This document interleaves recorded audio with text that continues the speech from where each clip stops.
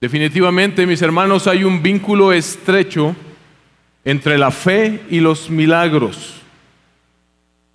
Hay un vínculo muy estrecho entre la fe y los milagros. Y hay una fe que la palabra de Dios nos demanda tener. Si nosotros estamos en Cristo, la palabra de Dios nos muestra que es por fe, y hay una fe que se nos demanda tener.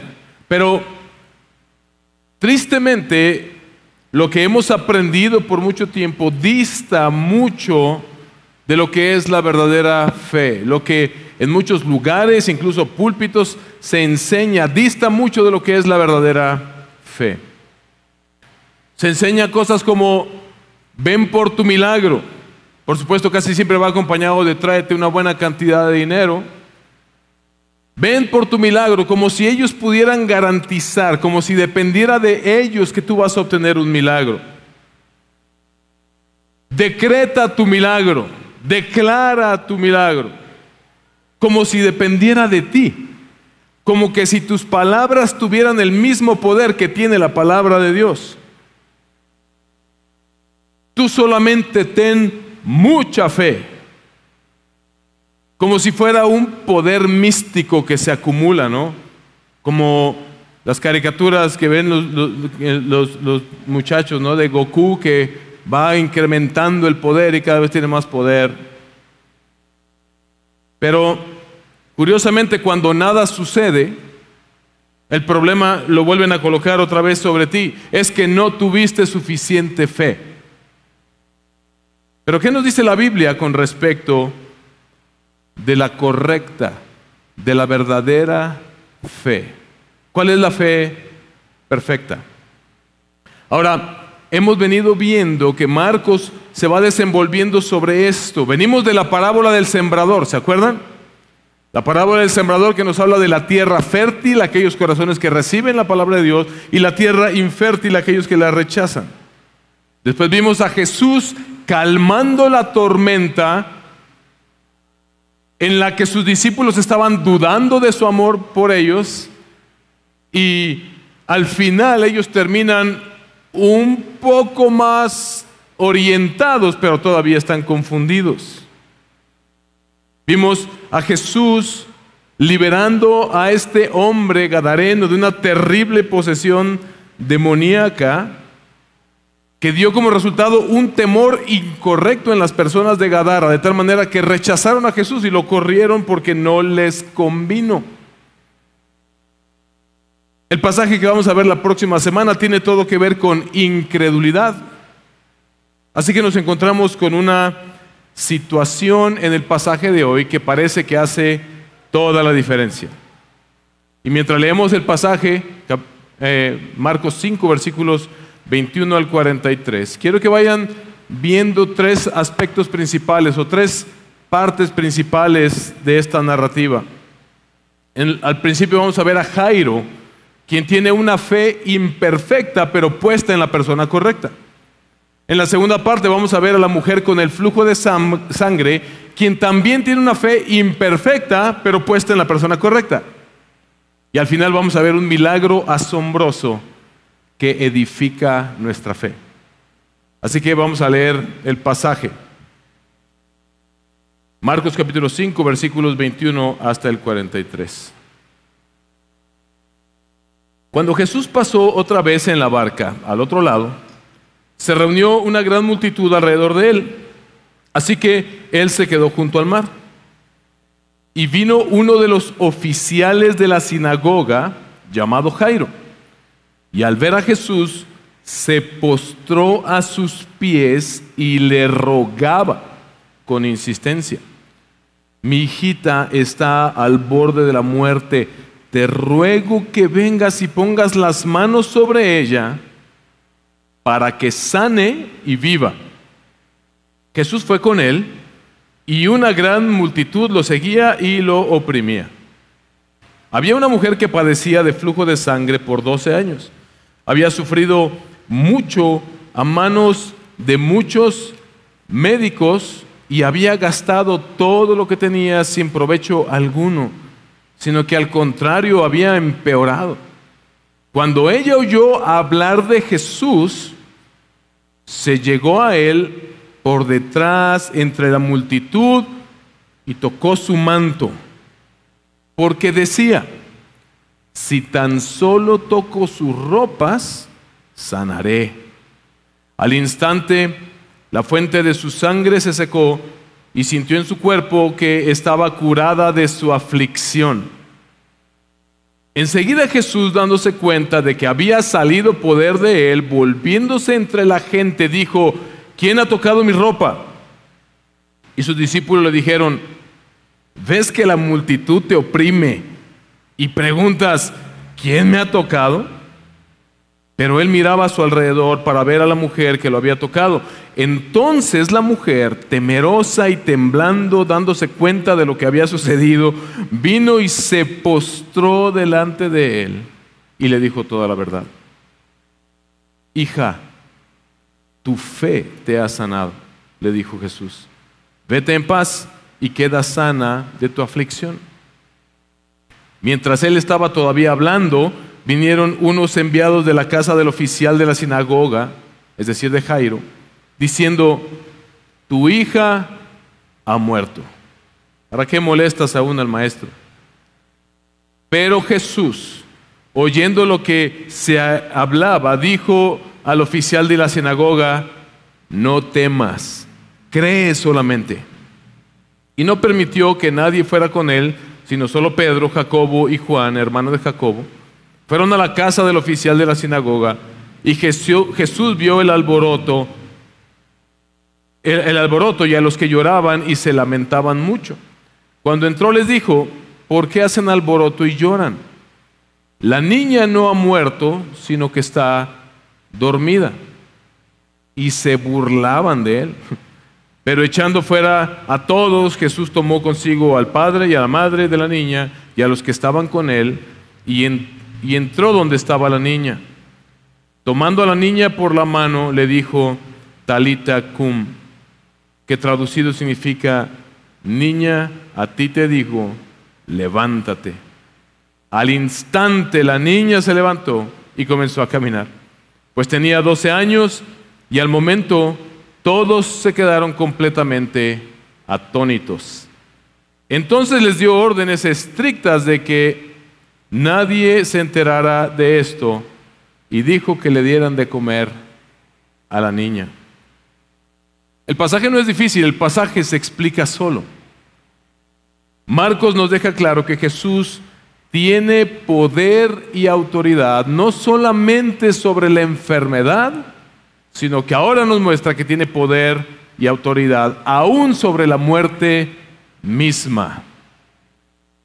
Pero lo que Marcos enfatiza en este pasaje, sobre lo que gira este pasaje, es sobre la fe. Vemos que es la fe lo que hace la diferencia. Pero ¿qué tipo de fe es esa? Hermanos, de lo que yo quiero convencerlos el día de hoy es que la verdadera fe es confiar plenamente en Jesús, nuestro Rey que vino a restaurarnos. Fe es confiar plenamente en Jesús, nuestro Rey que vino a restaurarnos. Hay muchísimos detalles, este es un pasaje hermoso porque hay muchos detalles que podemos considerar en este pasaje. Jairo es un oficial de la sinagoga, un hombre respetado, alguien que sirve en la sinagoga, al que la gente tal vez al verlo acercarse a Jesús, tal vez hasta le abrieron paso para que se acercara a Jesús. También vemos a la mujer con el flujo de sangre, quien sin embargo era una mujer marginada, porque debido a su condición ella era una mujer considerada maldita, impura ceremonialmente a causa del flujo de sangre. Pero Jesús, lo que vimos en este pasaje, muestra igual interés en Jairo que en esta mujer despreciada y marginada. A Jesús no le importa la condición social, económica, política de ninguna persona, porque de entrada para Él no existe tal cosa como clases sociales. Los discípulos de Jesús, vemos en este pasaje también otros los detalles, todavía están medios mareados. No han crecido mucho en cuanto a su comprensión acerca de quién es Jesús todavía. Y la pregunta un tanto ingenua que le hacen lo demuestra. También vemos que había gente que estaba rechazando todavía a Jesús y hasta burlándose de él. Eran los que estaban en el velorio llorando, en aquel tiempo existían esta gente que eran contratados, eran pagados para que fueran a los funerales a llorar, como el famoso Escuadrón de la Muerte que existe aquí en Moroleón y Uriangato, ¿no? Es interesante ver también que la mujer tenía 12 años sufriendo de esta enfermedad y la niña tenía 12 años. En realidad no sabemos si hay mayor relación en este dato, 12 años de esta mujer sufriendo y la niña 12 años y a punto de morir, pero morir a los 12 años o sufrir por 12 años, mis hermanos, son tragedias humanas que sin duda producen pánico en nosotros. Pero este pasaje nos muestra que Jesús es rey sobre todo pánico. Entonces toda la trama se centra y gira alrededor de la fe de Jairo y de la fe de esta mujer. La fe de ellos tal vez no era hasta este momento la fe mejor informada, tal vez ellos no tenían la mejor de las teologías, pero su fe era perfecta y logró cosas porque esa fe estaba bien dirigida, estaba colocada en la persona correcta. Porque hermanos, la fe es confiar plenamente en Jesús, nuestro Rey que vino a restaurarnos. Así que si hacemos un pequeño análisis de cómo fluye la historia, vamos a encontrar esto. Ya dijimos entonces que Jairo era un hombre importante que servía en la sinagoga, era respetado. Pero el hecho de que él fuera alguien que servía en la sinagoga muy probablemente también significa que pertenecía a aquellos que en primera instancia no creyeron en el Señor y se le opusieron. ¿Se acuerdan de los religiosos y los fariseos? Sin embargo, en medio de esta situación desesperada para él, tal vez todo lleno de angustia y de pánico, él buscó a Jesús y dejó a un lado su dignidad. Y dice que se postró delante de él con su petición. El amor que este hombre tenía por su hija lo llevó a Cristo porque se dio cuenta que solamente él podía ayudarlo. Y el Señor no rechazó a Jairo. El Señor no le dijo, ¿qué no eras tú de los que se me andaban oponiendo hace unos días y ahora sí quieres tu milagro? El Señor tuvo compasión de él. Dice el pasaje, y Jesús fue con él. Inmediatamente respondió a su petición, a su situación desesperada. Mis hermanos, todo aquel que acude a Jesús confiando en él será siempre bien recibido y será siempre bienvenido por nuestro Señor Jesucristo. Pero la verdadera fe tenía que venir no solamente en virtud de creer, este hombre es un milagrero, este hombre es alguien que tiene cierta calidad de poderes. Jairo tenía que reconocer que Jesús es el Hijo de Dios. Jesús tenía que reconocer más que simplemente que había un hombre que tenía un gran poder. Él y la multitud y nosotros el día de hoy teníamos que comprender que Jesús no es simplemente un mero sanador. Él es el Mesías que había sido anunciado que vendría a restaurar al pueblo de Dios. Y Jairo estaba a punto de descubrirlo de la manera menos cómoda posible, porque Jairo estaba a punto de descubrirlo por medio de esta interrupción inesperada. Porque mientras van camino a su casa, Señor, ven pon tu mano sobre mi hija, porque si tú pones tu mano sobre mi hija, ella sanará y vivirá. Hay un sentido de urgencia ahí. Jesús dice, vamos, pero en medio de esa situación se atraviesa esta mujer con el flujo de sangre. Y lo que asombra es ver la respuesta de Jesús, que se queda a escuchar la historia completa. Esta mujer, ahora es el turno de esta mujer, que se acerca a Jesús también, tal vez no con la mejor teología. Porque la teología de esta mujer y de todas las personas a nivel cultural en ese momento dictaba que una mujer de esa condición no podía ni siquiera entrar al templo, mucho menos tocar a un sacerdote, mucho menos tocar a un maestro, porque al tocarlo lo convertiría a Jesús también ceremonialmente impuro. Si un sacerdote tocaba un cadáver o algo muerto o sangre por una enfermedad, él tenía que purificarse por muchos días para poder volver a entrar al templo.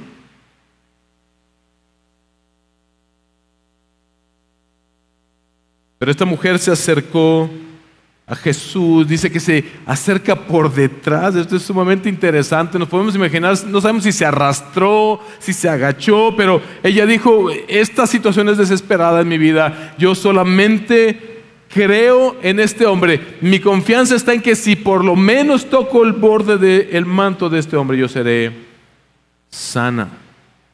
Esa mujer no tenía la mejor teología, pero había escuchado de Jesús. Ya era famoso el caso del leproso que había sido sanado. Ya era famoso el caso del paralítico que había sanado, el endemoniado que había sido liberado. Tal vez esta mujer no tenía la mejor de las teologías, pero lo que había escuchado acerca de Jesús era suficiente para que ella pudiera tener fe en su corazón. Y es que fe, mis hermanos, no es lo que muchas veces nos han dicho. Fe es una plena confianza en el Señor. Ella confiaba, ella tenía la convicción de que solamente, al igual que Jairo, que solamente Jesús la podía sanar. Ella había intentado todo, pero ella estaba convencida de que solamente Jesús la podía sanar. Y el Señor no rechazó tampoco a esta mujer, sino que se compadeció de ella. Y como que se compadeció de más, porque de hecho se tomó el tiempo para averiguar quién fue y escuchar su historia.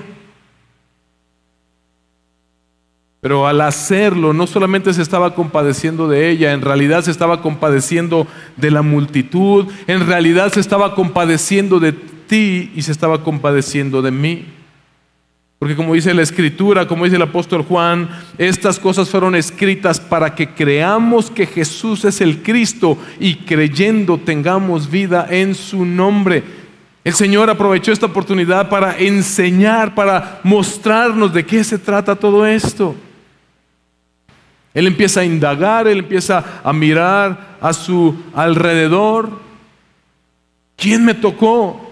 Poder salió de mí, alguien me tocó. Y los discípulos están así como que, ¿Jesús es en serio? Estamos en medio de 450 personas y otras 600 vienen atrás. O sea, ¿cómo? Te vienen todos apretujando. ¿Cómo estás preguntando que si quién te tocó? Pero Jesús pregunta, ¿quién me tocó? Él empieza a buscar entre la multitud, porque Él quiere edificar la fe de esta mujer. Y quiere edificar la fe de la multitud y quiere edificar nuestra fe. No sabemos lo que estaba pensando, pero sí sabemos cuáles fueron las palabras de Jesús. Él le dijo con este cariño y con esta confianza y con esta familiaridad, hija. Aunque esta mujer muy probablemente era mayor que Jesús. Él le dice hija, y la connotación de esta palabra parece que tiene que ver con cómo el Señor se refiere cuando habla con su pueblo. Le dice con estas palabras, tu fe te ha sanado. Pero lo que claramente nos muestra este pasaje es que no es fe en la fe.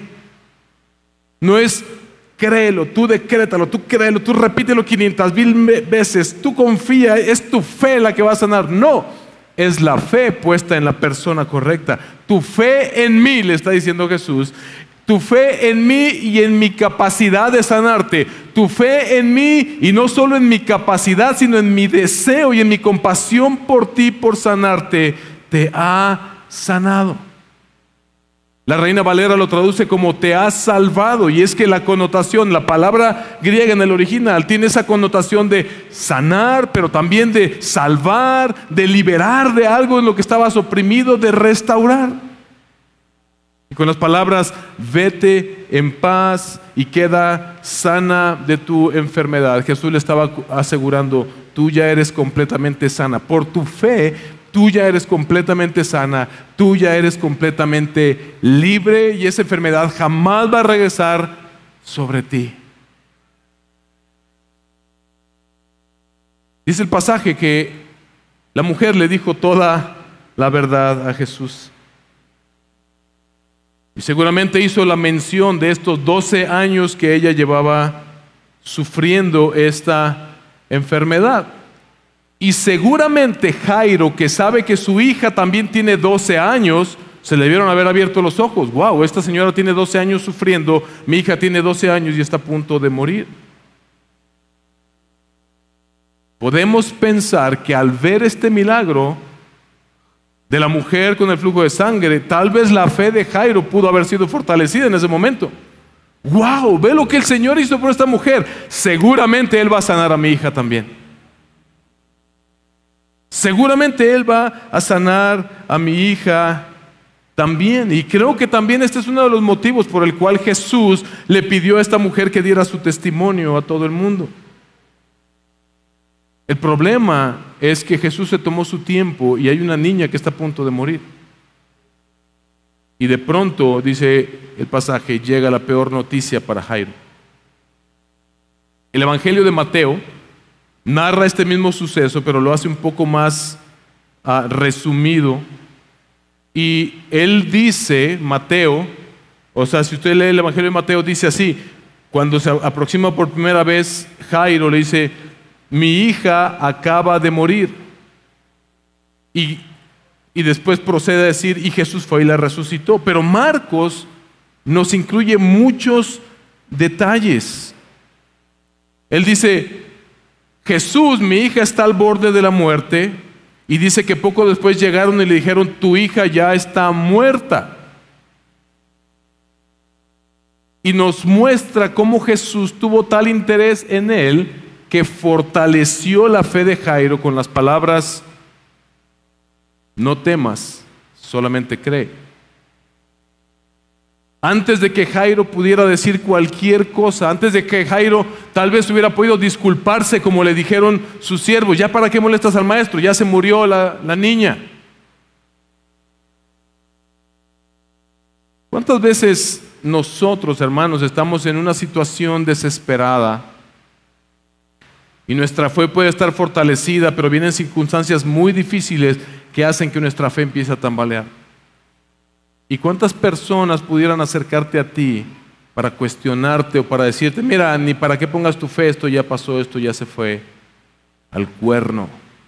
¿Para qué te sirvió tu fe en este maestro? Pero Jesús, antes de que, esto lo dijeron los siervos, pero Jairo todavía no ha expresado palabra, Jesús se adelanta y le dice, Jairo, tú tranquilo, tú no temas, solamente cree, sigue confiando, sigue esperando en mí, yo sé lo que estoy haciendo. Dice que, el pasaje dice que entonces se encaminaron a su casa. Imagínate la fe de Jairo todo angustiado, pero recibiendo estas palabras de parte de Jesús. Dice que Jesús despidió a la multitud, porque la mayoría de los que estaban ahí solamente estaban por el morbo, por el amarillismo de ver milagros sucediendo. Pero dice que llevó con él a Pedro, a Juan y a Jacobo. Esto es interesante, porque si es verdad que Pedro le si es verdad que Marcos está escribiendo las experiencias de Pedro como discípulo de Jesús, son sumamente importantes los detalles. Es decir, Pedro fue un testigo ocular de que todo esto sucedió, lo cual nos da suficiente certeza. Más adelante, él mismo dice, y nosotros les hablamos y les narramos de todo lo que vimos y oímos estando con Jesús. Otra vez, las palabras de Jesús. Entonces, este detalle, estas palabras de Jesús fueron muy importantes. No temas, solo cree, porque luego llegan al lugar y ya hay todo un alboroto y ya están los llorones profesionales, el escuadrón de la muerte, ya están ahí, llore y llore y grite, echándole ganas para mostrar el duelo. Imagínate el corazón de Jairo al ver esto. Ya la niña había sido declarada muerta. Qué importantes fueron las palabras de Jesús antes de eso. Tú no temas, solo cree, confía en mí, yo sé lo que estoy haciendo. Y luego Jesús, ya cuando entran a la habitación donde está ella, solamente con los padres y con estos 3 testigos, discípulos de Jesús, Jesús pronuncia estas preciosas, increíbles palabras: la niña no ha muerto, sino que está dormida. Por eso se burlaron de él. La incredulidad de esas personas ahí pudo haber afectado a Jairo también. Pero mis hermanos, nuestra fe está fundamentada sobre el poder de Jesucristo, no solamente para resolver nuestros problemas temporales, sino que Él tiene el poder para resucitarnos. Él tiene el poder sobre la muerte. ¿Qué es lo peor que te puede pasar en esta vida? Que no tenga solución en la resurrección de los muertos. Porque para nuestro Dios, que tiene el poder sobre la muerte,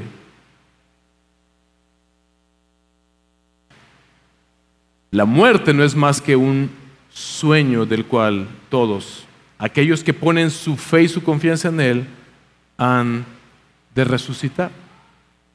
Y eso fue lo que sucedió con la niña. Jesús se para delante de ella y le dice: niña, talita cum, levántate. Y dice que inmediatamente, no dice que empezó a suceder algo así y inmediatamente la niña se despertó, como cuando despiertas a tus chamacos que ya se les hizo tarde para ir a la escuela y levántate que ya está tarde, pum, de un brinco se levantó la niña. Y milagrosamente la muerte fue vencida sobre la vida de esta niña. Mis hermanos, es muy importante que nosotros analicemos, que nosotros captemos, que nosotros nos guardemos el significado de este milagro en nuestro corazón. Jesús venció toda enfermedad en la cruz. Fue profetizado del Mesías, que Él vendría a restaurar a su pueblo. Isaías 53 nos recuerda que Él, herido fue por nuestras rebeliones, molido por nuestros pecados. El castigo de nuestra paz fue sobre Él y por sus llagas fuimos nosotros curados. Él vino también a vencer todo poder de la enfermedad y de la muerte sobre nuestras vidas. Nosotros podemos confiar en Él, pero aquí hemos llegado a un punto en el que el poder de Jesús se manifiesta sobre la muerte misma. Entonces, a no ser que tú y yo estemos vivos el día del juicio final, cuando Jesús regrese, a menos que nos toque verlo, lo cual yo quiero que suceda. Muchos de ustedes me han escuchado decir: yo quiero ver el mundo arder cuando empiezan las guerras y esto. Yo me emociono, porque yo digo: ya quiero que venga el Señor. No es que me guste la tragedia, es que quiero que venga ya mi Rey por nosotros. Pero si nos toca ver ese día, gloria al Señor. Pero si no nos toca ver ese día, tú y yo vamos a morir también. Todos hemos nacido con una fecha de caducidad. Eso pasó con nuestros seres queridos, eso pasó con las generaciones pasadas. Pero la fe cristiana se sustenta sobre esta verdad: la muerte no es el fin. La muerte no es el fin. Esa es la realidad sobre la cual estamos fundamentados. Esa es nuestra esperanza. Si no hubiera esperanza de una resurrección y de una gloria que el Señor nos ofrece, ni para qué estuviéramos aquí. Pero la muerte no es el fin, porque el eterno Hijo de Dios la venció. Y no solamente para el beneficio de la hija de Jairo en ese momento, mis hermanos, sino también para ti, también para mí, porque Él pagó ya por nuestros pecados en esa cruz. Si tú pones tu fe en Jesús, este beneficio es solo para los que confían en Jesús. Esto dice el pasaje. Si tú no has puesto tu fe en Jesús, debo decirte, debo exhortarte, este beneficio no es para ti. Tú vas a enfrentar la ira del Dios Santo sobre ti. Él te juzgará y te enviará a sufrir la condenación eterna. Pero si tú pones tu fe en Jesús, que tiene el poder sobre la enfermedad, sobre la naturaleza y sobre la muerte misma, te arrepientes de tus pecados y le entregas tu vida a Él y confías en Él, estos beneficios son para ti.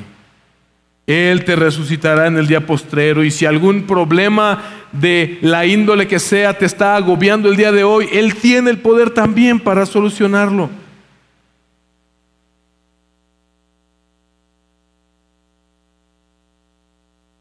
Porque Cristo resucitó, nosotros estamos seguros de que nuestra muerte será un descanso temporal en lo que Él viene a resucitarnos de los muertos.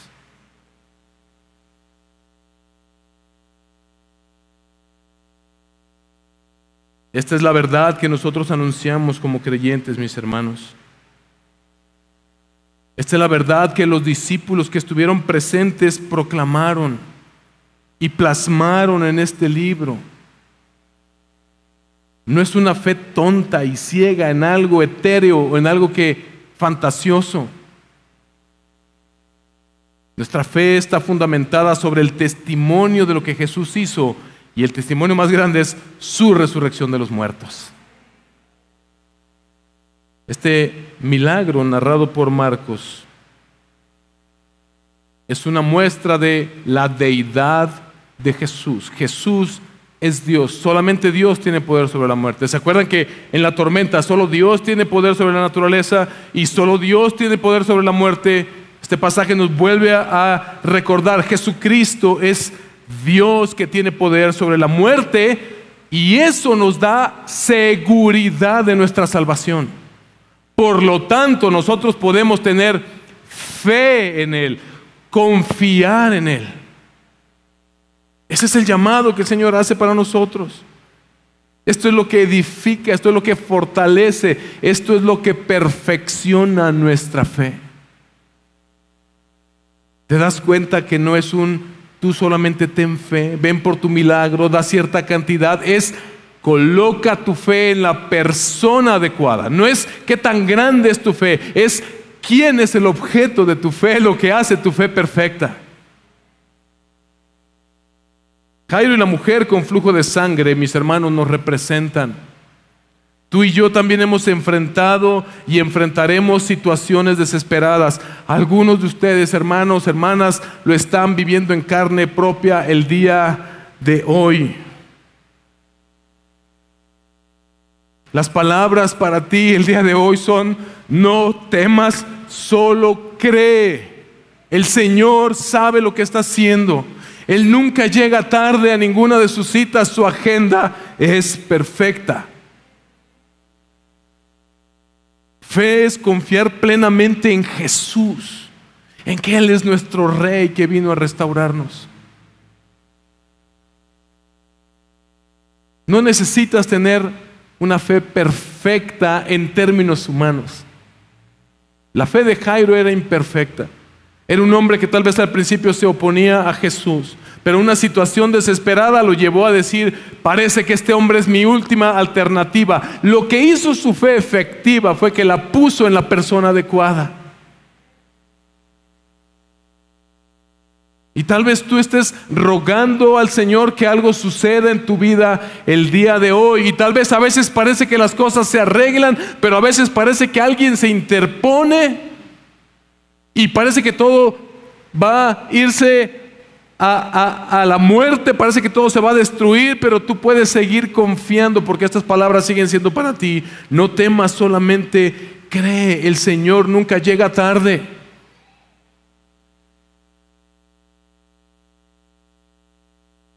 Este pasaje nos deja claro que la fe perfecta es la que está colocada en el lugar correcto, y es Jesús. ¿Te das cuenta que hemos venido viendo esta dinámica entre miedo y fe en la tormenta, ante el endemoniado? Hay una dinámica ahí en la narrativa de Marcos entre el miedo y la fe. ¿Por qué tanta insistencia en este sentimiento de inquietud ante el peligro? Ya sea provocado por una tormenta, por nuestras ansiedades, por las anormalidades que pueden llegar a suceder, como la de este endemoniado, por las enfermedades o por la muerte misma. Mis hermanos, este pasaje nos deja claro: fe es confiar plenamente en Jesús, nuestro Rey que vino a restaurarnos. No es fe en la fe lo que tú necesitas. Quiero pedirle que se ponga de pie. No es fe en la fe lo que se demanda de nosotros, mi hermano, mi hermana, sino una fe que confía en Jesús. Es el objeto de nuestra fe, otra vez, lo que hace la diferencia. Jairo dijo: si tú pones tus manos sobre mi hija, ella vivirá. Y murió, pero Jesús la resucitó. En medio de cualquier situación desesperada, de vida o de muerte, las palabras de Jesús son las mismas para ti el día de hoy. No temas, solamente cree. Hebreos capítulo 11 nos habla acerca de la fe. Todos conocemos este pasaje. Es pues la fe, la certeza de lo que se espera y la convicción de lo que no se ve. ¿Y cuántas veces se ha mal utilizado este pasaje para decir: ya ves, tú nomás cree y cree y cree y repite y repite y repite, y nomás con que tú creas, ellos te están diciendo es fe en la fe? Mentira. Lee el resto del pasaje. Lee el resto de Hebreos 11 para que veas lo que hicieron nuestros héroes de la fe. Ve lo que dice Hebreos capítulo 11, versículos 1 y 2. Ahora bien, la fe es la certeza de lo que se espera, la convicción de lo que no se ve, porque por ella recibieron aprobación los antiguos. Te invito a que lo leas en tu casa, el pasaje completo. No tengo tiempo ahora. Vamos a ver el versículo 6. Y sin fe es imposible agradar a Dios, porque es necesario que el que se acerca a Dios crea que Él existe y que recompensa a los que le buscan. Pero otra vez, lee en tu casa. ¿Qué es lo que hicieron todos estos héroes de la fe? Confiaron en lo que el Señor dijo, aun cuando no lo vieron materializado. Ve lo que dice el versículo 35. Las mujeres recibieron a sus muertos mediante la resurrección. Otros fueron torturados, no aceptando su liberación, a fin de obtener una mejor resurrección. Ellos confiaban en el Señor, que aun y que tuvieran que morir, Él los resucitaría en el día postrero. Versículo 39. Y todos estos, habiendo obtenido aprobación por su fe, no recibieron la promesa, porque Dios había provisto algo mejor para nosotros, a fin de que ellos no fueran hechos perfectos, sino nosotros. Y la promesa es Cristo Jesús, en quien se ven materializadas todas las promesas de nuestro Dios. Esa resurrección que ellos anhelaban, Jesús la hizo realidad con su resurrección. Quiero concluir con esto, mis hermanos. Ni la fe del líder de la sinagoga ni la de la mujer eran completas, eran perfectas, no eran perfectas. Pero lo que habían oído de Jesús fue suficiente para poner su confianza en Él. Dice la Biblia que estas cosas fueron escritas para testimonio de nosotros, para que creamos en Jesucristo y al poner nuestra fe en Él recibamos la vida eterna. La sanidad de la mujer con el flujo de sangre nos demuestra que el Señor es compasivo con nosotros y que si nosotros venimos como ella y como Jairo en humildad y nos postramos delante de Él y traemos nuestras peticiones de nuestras situaciones desesperadas delante de Él, Él se interesa por nosotros y Él se compadece de nosotros. Pero la resurrección de la niña es también la garantía para todos nosotros. Independientemente de cuál sea tu situación o mi situación desesperada, independientemente de que sea resuelta inmediatamente, o tarde un poco, o tengamos que morir, mis hermanos, Él nos resucitará en el día postrero.